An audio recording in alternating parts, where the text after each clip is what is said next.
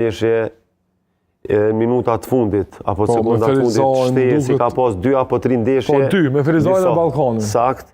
por me ardhen e Curit mendoj që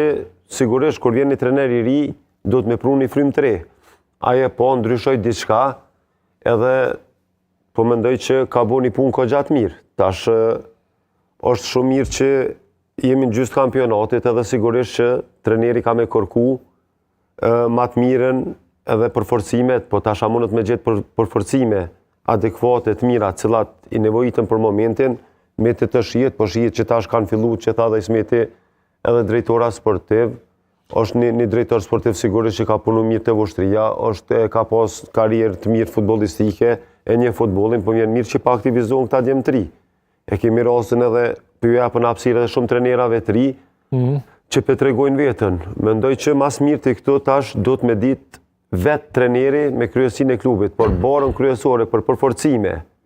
për mi zgjedh fjallën e fundit unë mendoj që në qëfës është klub profesional, verdiktin e fundit e jap treneri, sepse treneri vendos ku i vynë, qëfar pozicioni i vynë,